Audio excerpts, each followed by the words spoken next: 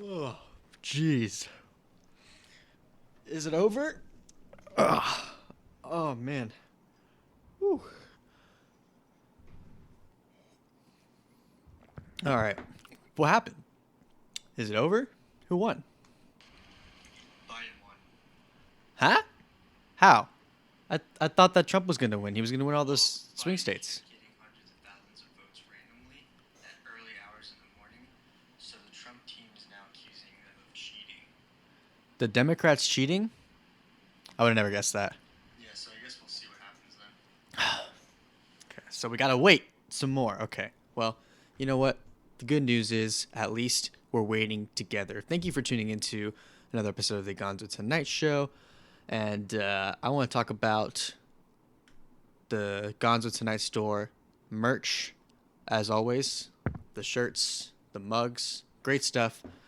The giveaway is still on until the 14th, so you have some time. Donate $5 to buymeacoffee.com/gonzo, and you can get a chance to win your very own shirt for free. For $5, I guess, whatever you donate. And if you want to go ahead and just outright buy some merch, go ahead and head on over to teespring.com/stores/Gonzo tonight. Link right here. And rest in peace to Alex Trebek. He was the host of Jeopardy. Many of you probably know him. And he died Sunday morning. He passed away from pancreatic cancer that he's been dealing with for a while now. So it's very sad to hear about that. But anyway, today we're giving another election update. We're going to be talking about the voter fraud scandal, what's happened over the past couple of days since we last spoke, what's probably going to happen in the future. We're going to talk about what or who decides the election.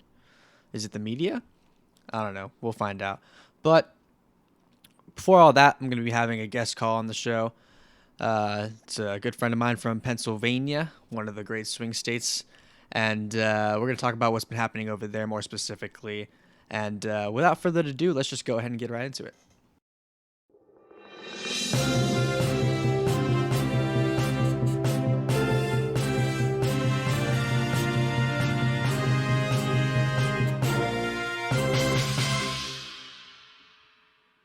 All right, guys. So we're going to be joined here by a friend of mine from Pittsburgh, Pennsylvania, senior nuclear engineering major.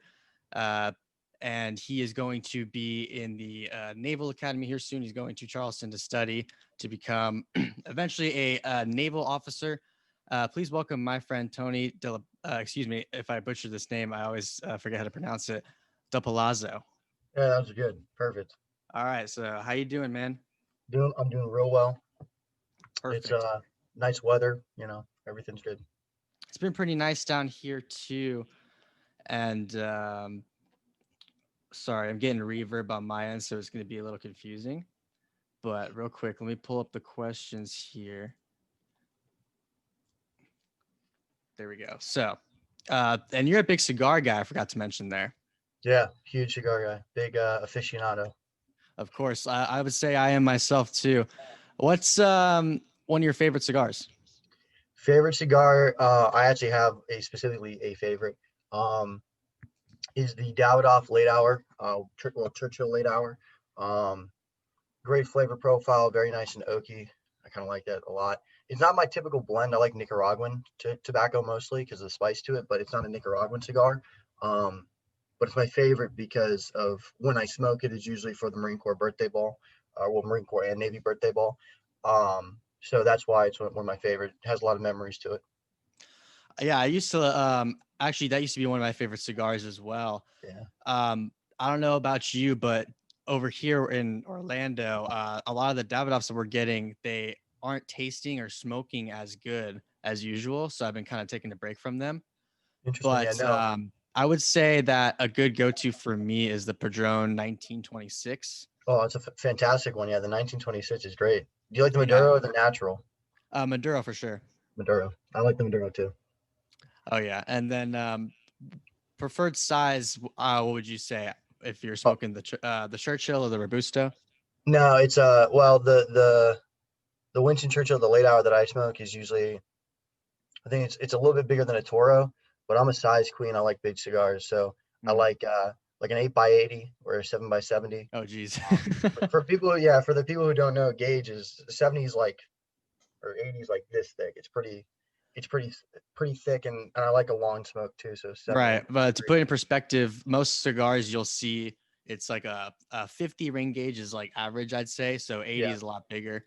yeah, Me personally, I like going on the smaller end. yeah. Not necessarily length. Like I like a good Churchill, but I like the ring gauge of about 48 or so, like that. That's pretty good. Oh yeah, yeah, 100%. Like a Robusto Toros, they both have like around 48 to Mhm. 54. So But yeah, Davidoff's still a really good brand, though. I definitely recommend it to people who have a little more money and want to start smoking cigars. I think it's a yeah, safe brand to go to. it's I call it the Nike Padrones, of cigars. It's like right, that's your pinnacle, you know. right. Padrones on the heavier side, so that's probably the only complication you'd run into if you just started smoking. But Yeah, other than that, it's really good. And we're gonna talk about the election. What's been going on? It's been quite a mess, obviously, as you know. it's been dominating the news cycle, you know. So Of that's course, that's yeah. that's why we're going to talk about it. Going to be one of the most controversial elections of in history, American history for sure. Yeah, absolutely. It's definitely our lifetime and most likely in history. I agree. And leading up to the election, I wanted to talk about what you've been seeing in Pittsburgh specifically regarding each candidate.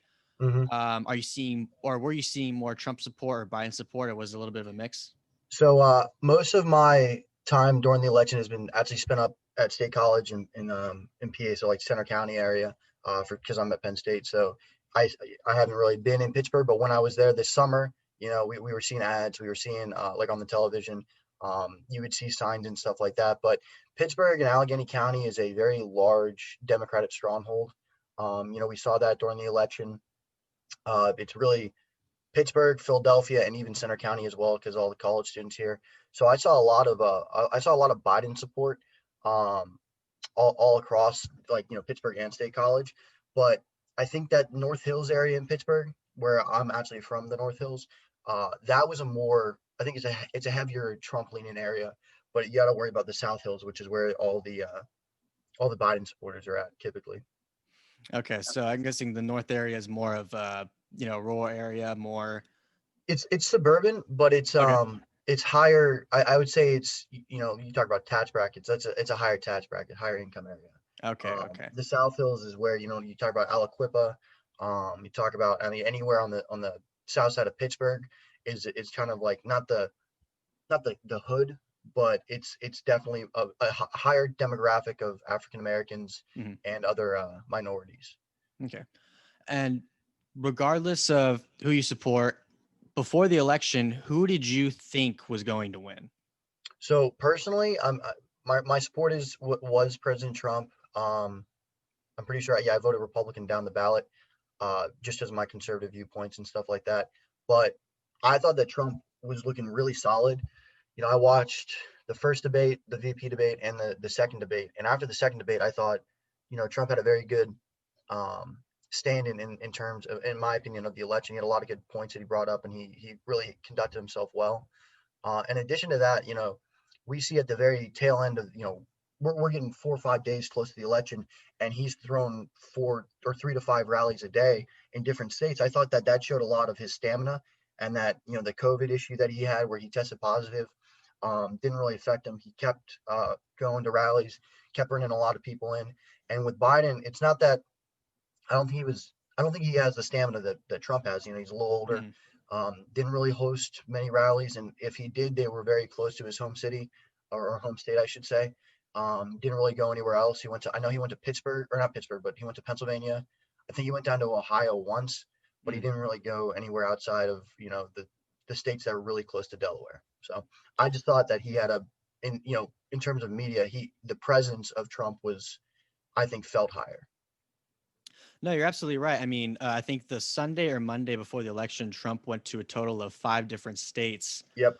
Uh, North Carolina was one of them, Florida, Georgia. So I think 5 different Arizona. Yeah. states. And of course, every day he was holding at least 3 rallies. Yeah, easily. And you look at the crowds he's pulling in. I think in Sanford, Florida, which is the closest city where I live, it was at least 30, 40,000 people there at that small airport, and that was yeah, basically a regular thing. So me too.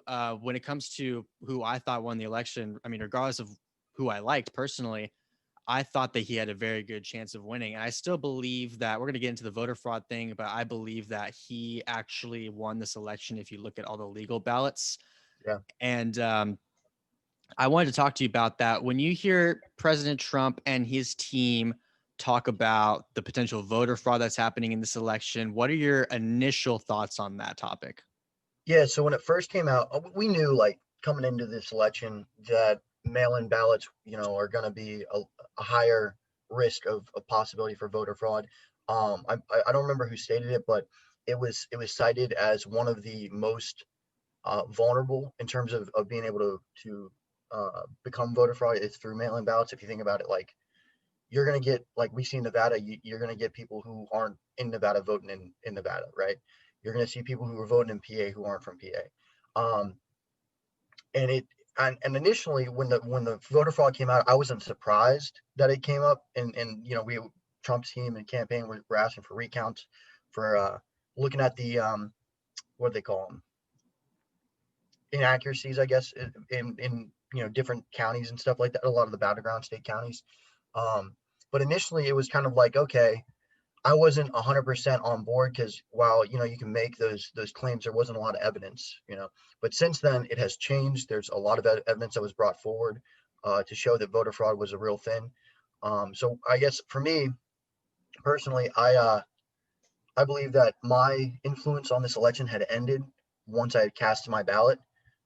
And then ever since then, I've been kind of just sitting back, waiting, trying to keep up with everything. But I don't want to lose sleep over something that isn't going to be decided till we're eating mashed potatoes on Thanksgiving.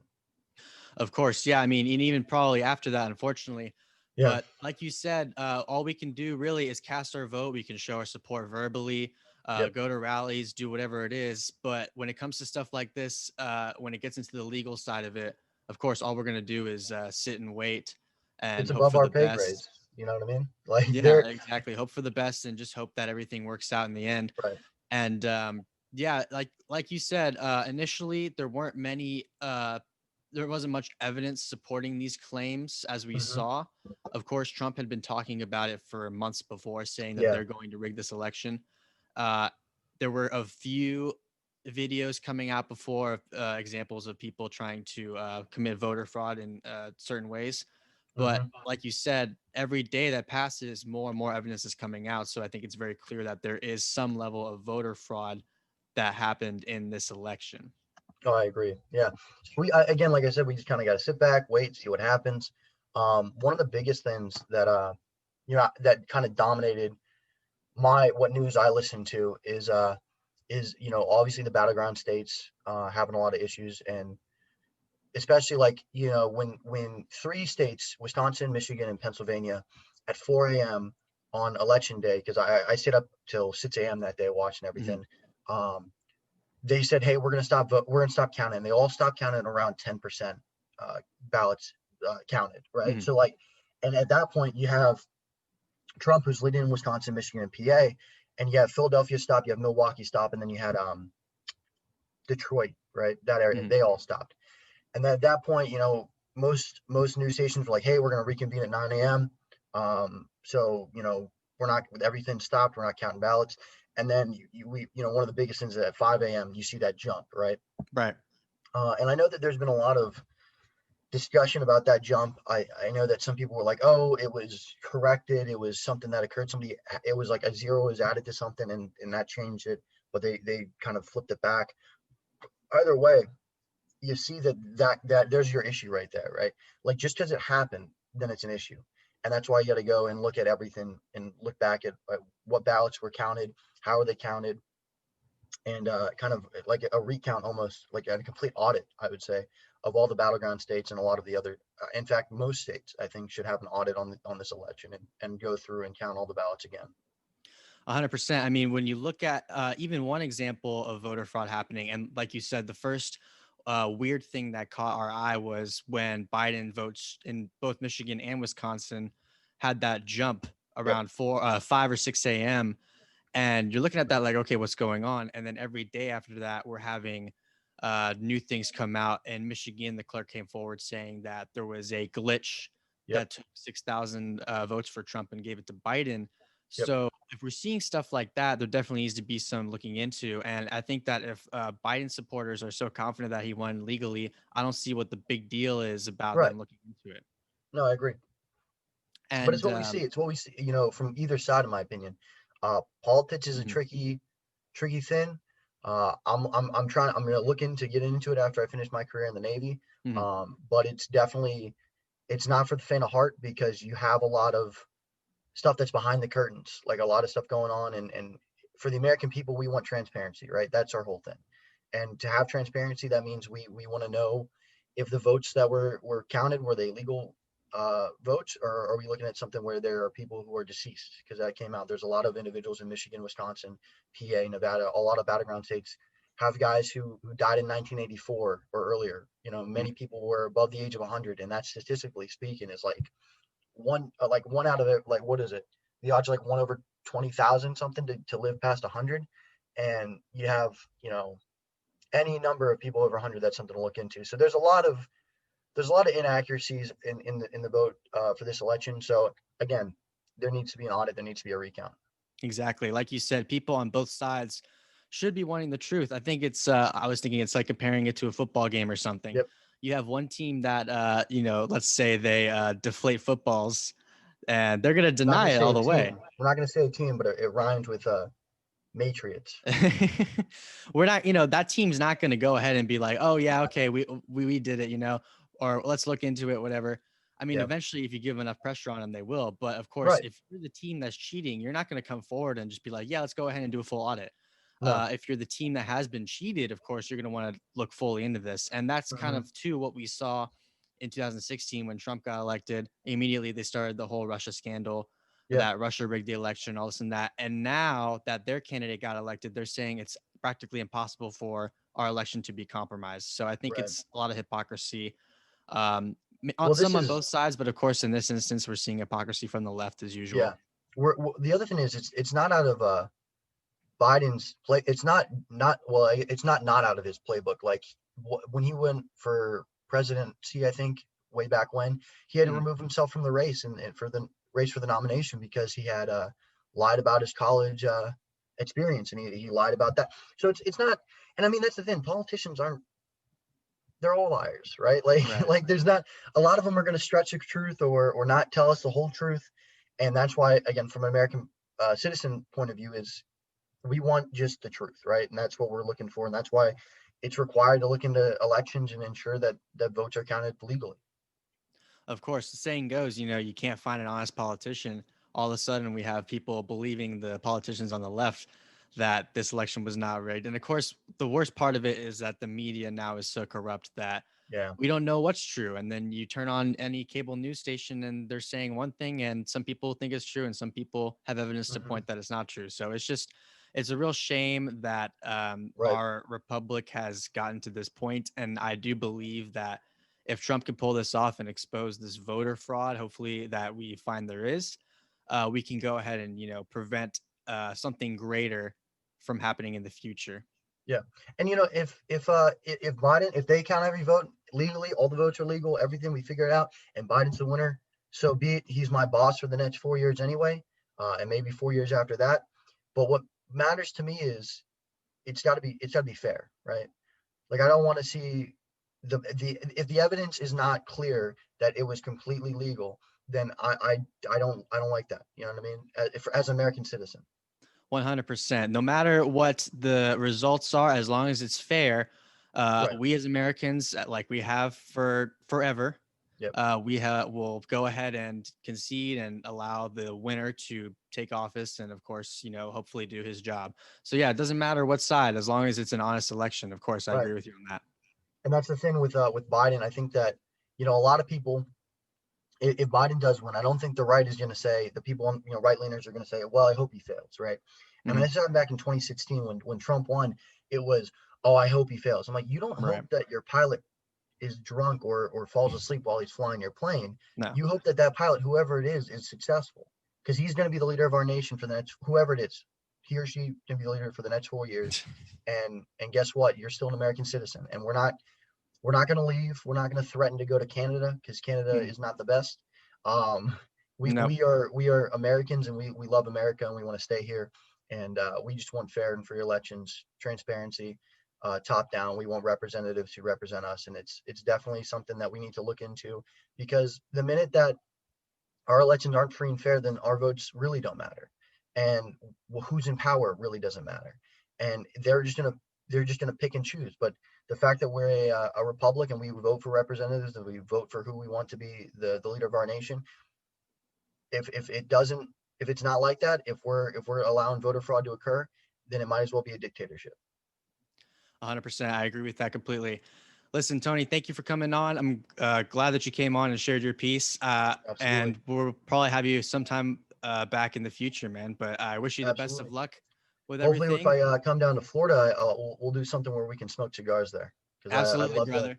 I love to do it. Listen, take care, man. We'll see you soon. Have a good one. Okay, that was the first Zoom meeting that I had coming in here. So everything's a little hectic right now. I basically used Tony here as the guinea pig. And so hopefully that turned out great, or at least subpar. But anyway, again, Tony, thanks for coming on and being the first Zoom caller to come on the show. It's a lot easier having someone in person. I can just, have them sit right here and do whatever. But, you know, you gotta try new things and get things going. So thank you guys. I want to mention too, thank you for sticking with us during that live stream. Thank you for tuning in to another episode of the Gonzo Tonight Show. As always, thank you for all the support you've given me over the past year, and it's been quite a journey. It's been fun, a lot of learning, a lot of trial and error. Something like this, where I've got a phone over here, I've got a mic over here. I'm doing all these different things, but we'll get the setup all running and perfected, of course. And we're going to go ahead and get into some more election fraud stuff here soon. So be sure to stay tuned after the short break.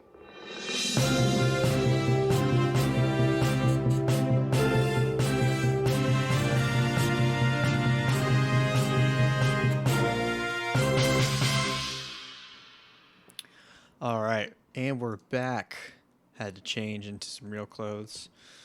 Now that I'm finally awake, I hope. Let's see here. Tony mentioned before he got off the call there that he actually ordered his very own Gonzo Tonight shirt, and he was hoping it would be there in time. But I think he ordered it like yesterday or the day before, so pretty tight schedule. But we're gonna have him back on in the future, and go ahead and just like Tony, go ahead and get your merch at teespring.com/stores/Gonzo Tonight. Use the discount code YouTube to get 20% off. And we're going to be talking a little bit more about what's going on in the election mess right now. Let's see here. Looking at my notes here. So I wanted to just give, we're wrapping up this episode here. I wanted to give some examples of evidence of voter fraud happening all across the nation in this 2020 election, because a lot of people online are saying that they don't see any evidence or they haven't seen any evidence. And of course, if they're tuned into mainstream media, you're not going to see it. All of them denying that there was any fraudulent activities in the election, including Fox News. They have not backed the president at all, which, I'm not saying they have to, but all I'm saying is that people should be looking at what's going on and doing investigative journalism in the mainstream media is no more. We have to look at smaller organizations who are actually doing the work on the ground and see what's going on, and rely on videos sent in by witnesses and other people on the ground there. But the first example here, and I'll pull up part of the article, is 4 members of the Toledo City Council, that's Ohio, all Democrats, have been arrested and charged with allegedly accepting bribes in exchange for their votes, number one. Number two, video in Philadelphia, Pennsylvania shows vote counters filling in ballots as they're being counted. And there's many more examples of this happening all across the country. There's videos of people having a negative reaction to a ballot and then crumpling it up and throwing it aside, or something similar to that. These are all videos you can find, by the way. You just have to do some digging. You can't turn on the channel and then, nope, it's not there, turn it off. Nevada. Number three, thousands of mail-in ballots received were ineligible. Lawyers for the Trump team believe that at least 6,000 votes were cast from people who have been moved out of the state before the election began. These are not absentee ballots. These are mail-in ballots. There is a difference. So they had moved from the state of Nevada already, and their votes are ineligible all across the state of Nevada. And update, I've found some information from the CISA website that specifically states the watermarks on the ballots do exist. This information comes directly from the CISA website, stating that they do, in fact, use these special watermarks to authenticate ballots. So, I mean, this part of it, this is no longer a theory. This is fact that they do use these watermarks on certain ballots, mail-in ballots specifically. This is dated 7/31/2020. So this is before, President Trump and his team came out with this scandal. It's not like something that they changed here. This is dated from 7/31.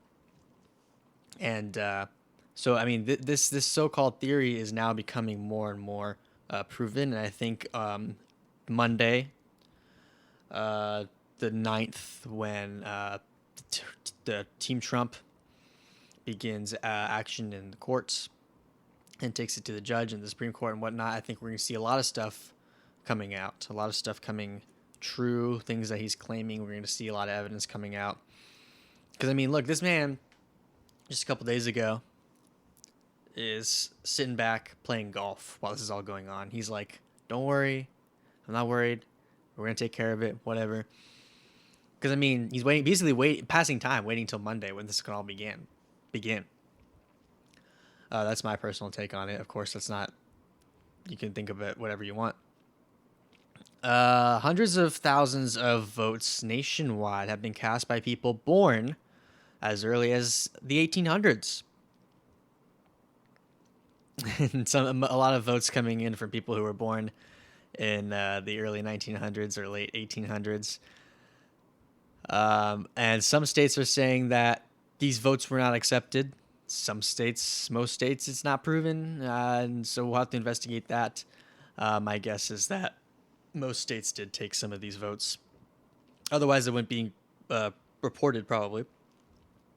One of the biggest scandals came out of Michigan. A county clerk came forward saying that there was a glitch that took 6,000 Trump votes and gave them to Biden. I mentioned that earlier with Tony. This same company is used in most other swing states, including Georgia, Nevada, Arizona. 12 states in total use this same company. So they're going to have to hand count each of these ballots in every county of these states. 12 different states. 3 of them were, I think, 3 or 4 of them were swing states. It depends on what you consider a swing state. The media gave like half of the states in the United States were considered swing states. So, also videos show in many polling places across America that they were covering the windows so that poll watchers couldn't see what's going on in there. Citizens are trying to use binoculars and stuff to see inside the building, but they're just doing whatever they can to block the vision. There's also been claims and videos that poll watchers are being denied access into the polls. That's also happening around the country. These are specifically happening in those key swing states that we were seeing at the end of election night, where Trump was ahead and all of a sudden Biden was ahead. So Voter fraud is happening. 100% it's happening. To what level, we're not sure yet. But every day that passes, it's more and more prevalent. And the fact that there's a lot of left-leaning people out there who are now claiming that this election could not have been compromised, that the Dems didn't do it, all this and that. After almost 4 years of crying and complaining that President Trump colluded with Russia to rig the 2016 election, 4 years of this all day long, years and years of just accusations, baseless claims, actual baseless claims. Now we're seeing evidence of legitimate voter fraud happening all across the nation. These people say it's practically impossible for our nation's elections to be infiltrated. It's hypocrisy at the highest level. I always say they couldn't possibly outdo themselves. Speaking about the Democrats, they always find a way. And it's really disturbing to see that there's people out there on both sides that don't take this seriously, that the legitimacy of our great republic could be at stake because of something like this. If we let this happen, if we let voter fraud happen, no matter which side is committing it, we may never have a fair election again. It's just that simple. We can no longer trust the system as it is. Our institutions, our media, people all across the nation have lost trust in all these things. And it needs to be fixed. No matter what side you're on, you should agree that this needs to be fixed. And it should be a nonpartisan issue. But it's not, because of course, if you're on the winning team, and you cheated, you're not going to say anything. If you're on the losing team and then you got cheated, of course you're going to say something. So, I mean, they're not going to admit it, of course. We have to go to the courts, and Trump is going to have to try and expose the voter fraud that's happening here. Because, look, whether he wins the election or not because of it, at this point, I care more about exposing the fraud and taking care of it now so that it doesn't happen in the future. At this point, like, if Biden won legitimately, okay, I don't care at this point. I mean, he's not going to be president for long anyway. We all know this. It's probably going to be Harris or something like that. But at the end of the day, this needs to be handled right now, or down the line, it's going to get much worse. And there will never be anything legitimate in our government again. But that's my little rant for today. I want to thank you again for tuning in to another episode of the Gonzo Tonight Show. Be sure to subscribe so you can stay updated with when we upload new episodes.